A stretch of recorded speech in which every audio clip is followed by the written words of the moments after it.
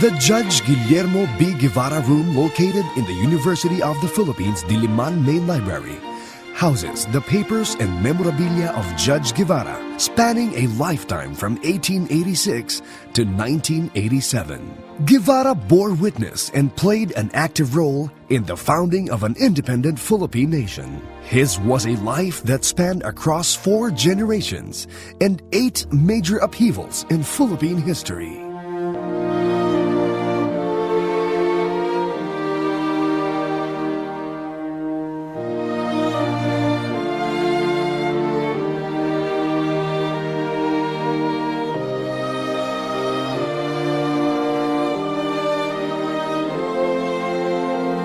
Guevara played many roles in many facets of society. The man known as Emong to his friends lived a full life, one that bore a proud, long-lasting heritage for the Filipino people. The President of the Philippines hereby confers the Order of Kalantiao, First Order, upon Judge Guillermo B. Guevara for his distinguished achievements in the fields of law, education, economics, and social reform attained under various capacities during his active life, spanning 4 generations as jurist, law professor, industrialist, writer, author, agriculturist, and civic leader. For his lifelong devotion to scholarship and sterling example of personal diligence, determination, and hard work, which enabled him to pass the bar examinations without formal academic training and to earn a Master of Laws degree from the Georgetown University. For his subsequent decisive contribution to the meaningful growth of the law profession in the Philippines through his 18 years of meritorious service as a criminal law professor at the University of the Philippines and through his pace-setting studies and commentaries embodied in the many books which he authored. For legal scholarship of the highest order, which has enhanced his effectiveness as judge of the Court of First Instance of Pampanga and Bulacan, and later as City Fiscal of Manila, in the process giving him the distinction of being the first Filipino to appear, argue, and win a case before the United States Supreme Court. For his exemplary life, both as a public servant and as a private citizen, highlighted by his singular achievements in industrial and energy development, his widely acclaimed stature as a journalist, progressive industrial and business tycoon, and as the country's eminent representative in important international conferences in Madrid, Spain, and Geneva, Switzerland. Done in the city of Manila, this 15th day of February in the year of our Lord 1982. Signed, Ferdinand E. Marcos, President of the Republic of the Philippines.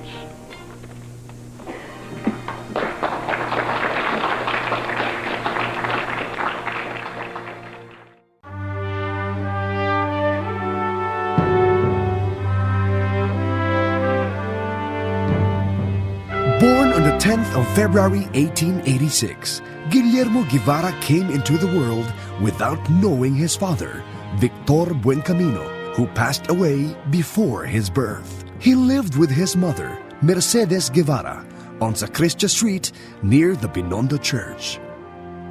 Guevara's early education was interrupted by the revolution against Spain, which saw the country transition from Spanish to American occupation. With the completion of his secondary education, Guevara enrolled at the Liceo de Manila, but he could only complete his sophomore year before his family's financial problems became a bigger concern. At the age of 17, Guevara took the civil service exam and passed it. Becoming a stenographer at the Clerk of Court of Land Registration, Guevara's hard work saw him rise up the ranks as well as continue his education, albeit informally. I had to improvise then a system of self-education by acquiring, reading, and studying the standard textbooks which I had missed in the regular course. supplemented by extensive excursion into the works of Victor Hugo, Rizal, and Voltaire. Guevara's work as a stenographer saw him observe numerous court cases, something that caused a spark within the young man. My involvement in cases of general jurisdiction accentuated my interest in taking up law, not as a regular student, but as a law office student worker. With the help of an uncle, Felipe Buencamino, who certified him as an apprentice in his law office, Guevara studied law for 3 years on his own. He passed the bar exam in 1912 without any formal law education. He then became a law clerk in the office of the City Attorney of Manila. 3 years later, he was promoted to advocate, making frequent appearances inside the courtroom. Still, something was nagging at him.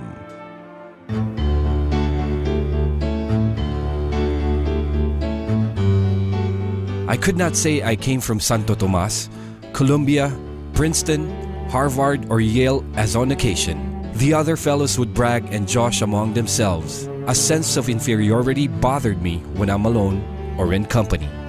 Luckily for Guevara, a chance meeting with a fresh graduate from Georgetown University, Oyong Benitez, told him that he could qualify for graduate study there based on his membership in the Philippine Bar. Guevara received more than just the formal education. While completing his postgraduate degree in law at Georgetown, he also served as a volunteer secretary to then-Commissioner Manuel Quezon, who was spearheading the Philippine fight for independence in the U.S. Congress. Upon his graduation, Guevara was even asked to give a valedictory speech at the banquet, being the only Filipino in the class of 53 students. Upon his return to Manila, Guevara was promoted to the position of 5th Assistant in the new office of the City Fiscal of Manila. From handling mostly civil cases, Guevara quickly took to criminal cases as well, so much so that one judge called him the Fighting Fiscal, and a fiscal whose aim never misses its target. Soon he received another unexpected offer to teach criminal law in the newly founded National Law College. I had never been an academician, and what face could I have to appear before the students? Teaching law when I myself did not study law? His fears soon proved unfounded as he became magnificent in this task as well. Teaching became an active part of his life up until the Second World War. My experience as a classroom professor in the National Law College ultimately built up my image and reputation as an authority in criminology or penal science and carried me for a permanent chair in the College of Law and Criminology in the University of the Philippines, a position I occupied from 1922 to 1942.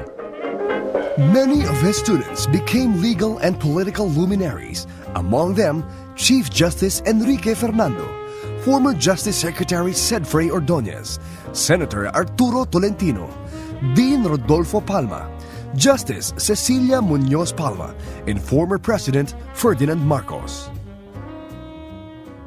My father was a well-known disciplinarian. I remember when he was still teaching at UP College of Law, he was very demanding with his students' performance and recitation. He was very stingy with grades.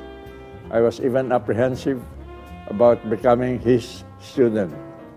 Thankfully, I was spared from that possibility when World War II broke out. Almost all notable lawyers, jurists, and statesmen from that era must have been under him. Guevara soon added another title to his growing list of accomplishment, author. His wife Asuncion Chong Palma gave him the idea of writing down his notes and thoughts on criminal law. Lovingly, she wrote in longhand the dictation that formed the text of the book, The Penal Code of the Philippines, annotated. It was a collaborative partnership. Then on May 24, 1922, Judge was added to his resume, as he was elevated to the title of Judge at Large of the Court of First Instance, presiding over cases in Bulacan and Pampanga for about 2 years. Guevara made his return to Manila at the dawn of 1924, with yet another promotion waiting for him. After being named an assistant to the city fiscal upon his return from America, he now was to be city fiscal himself. I started the drive against graft, corruption, and criminality, which led to my becoming official racket buster. As city fiscal, Guevara took on his biggest challenge yet when he defended the city of Manila in a case that the insular auditor filed to collect charges for water that was drawn from the Metropolitan Water Works. Guevara claimed this should not be so, citing special charter of the city that provided ownership of the waterworks. The Supreme Court of the Philippines sustained Guevara's contention, whereupon the insular auditor appealed to the U.S. Supreme Court. Dispatched to Washington, D.C. in the first half of 1927, Guevara argued in front of 9 American justices, among whom was Chief Justice William Howard Taft, the 27th President of the United States. Fiscal Guevara was the first Filipino to appear and argue a case before the U.S. Supreme Court. More importantly, he won the case. It was a vivid moment of triumph for me, of pride for my country, appearing before the highest court of my country's rulers and winning a case against the government of my mother country. I left the U.S. holding its Supreme Court with highest respect in my heart for its unflinching loyalty to law, to truth above all. Because of his reputation of being a fearless prosecutor, he was assigned by the Philippine Supreme Court as sole investigador to the bar scandal of 1927. His mandate was to spare absolutely no one, no matter what the consequences. He followed these instructions, convicting the guilty parties, which included prominent personalities, and caused the resignation of a justice of the Supreme Court. Guevara proved his unwavering sense of duty over friendship, as one of the accused was a close personal friend of his wife Chong. With his sterling character and unerring aim to the prosecution of corruption, Judge Guevara would be even more relevant today than in his own heyday. How I truly wish that there were more Judge Guevaras today, where corruption has seeped in all levels of our society. His fearlessness, independence, and love of country are more than ever needed to eliminate this cancer from Philippine society. In Guevara's initial foray outside of government service, he became the senior partner of Vicente Francisco and Claro Recto in the law firm Guevara, Francisco and Recto. Though the firm was short-lived, a world of opportunity still awaited Guevara. For all his success serving the Philippine government, there was still something nagging at Guevara: the notion that he could still do something more for his fellow Filipino. I was making no contribution to the sum of production itself, without which human existence would be meaningless. In other words, getting somebody sent to jail is not quite the same as planting a seed in the soil to produce a flower, or a fruit to give joy or sustain life.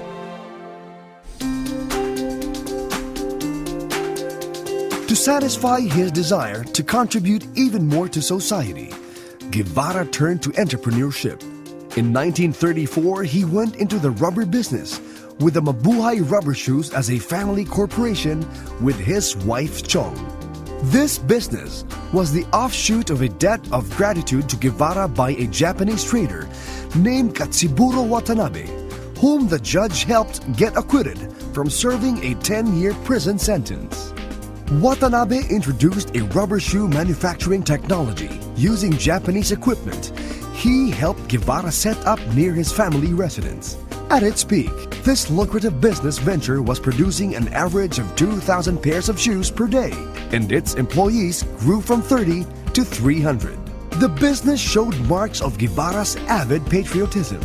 Aside from adopting the company name Mabuhay Rubber Shoe Factory Incorporated, the shoe themselves were branded as Ang Bayani. Unfortunately, during World War II, the Japanese took over Mabuhay Rubber, considering it a strategic industry.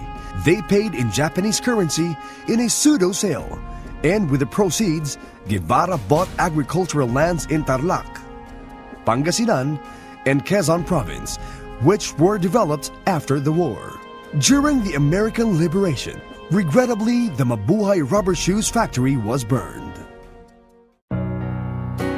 After the war on December 27, 1946, Guevara's beloved Chong passed away to the great sorrow of the Guevara clan. His family pledged to preserve her memory by imitating her devotion to duty and genuine love for fellow men. Guevara's initial private entrepreneurial success harmonized well with his duties as a public servant. He was appointed member of the newly formed Code Commission under President Manuel A. Rojas in 1947. Joining him were fellow commissioners Pedro Ilagan, Francisco Capistrano, Arturo M. Tolentino, and Commission Chairman George Bocobo. They drafted the Civil Code, which was signed into law by President Elpidio Quirino in 1949. Judge Guevara intended to replace the Penal Code with a Code of Crimes, which he authored, but unfortunately did not get enacted into law. The Code of Crimes remains a legal academic document available for advanced studies in the law profession. Soon, Guevara put up a new enterprise, converting World War II U.S. Army aircraft hangar surplus parts into big warehouses, gymnasiums, auditoriums, markets, and even churches. From these were built the Central Market at the corner of Quezon Boulevard and Zurbaran, the Ateneo's Loyola Sports Center, the Mapua Gymnasium, and the San Miguel Brewery in Polo, Bulacan. In 1952, again demonstrating his sense of nationalism, Guevara invested in a new industrial project in Mindanao, utilizing the power of the newly constructed Maria Cristina hydroelectric plant, locally quarried limestone and charcoal. This new plant was called Maria Cristina Chemical Industries Incorporated, later abbreviated to MCCI Corporation. In 1961, MCCI introduced the first subsidized corporate housing project of its kind in the Philippines with the establishment of Carbide Village. It provided housing, schools, and a social hall for its 300 employees. In June 1965, Mabuhay Vinyl Corporation was established to produce polyvinyl chloride PVC resins, caustic soda, hydrochloric acid, and chlorine, all of which are essential chemicals for drinking water and manufacturing of soap. In addition to being a successful entrepreneur, Judge Guevara also became very active as columnist for the Manila Times, the Daily Bulletin, and many other publications.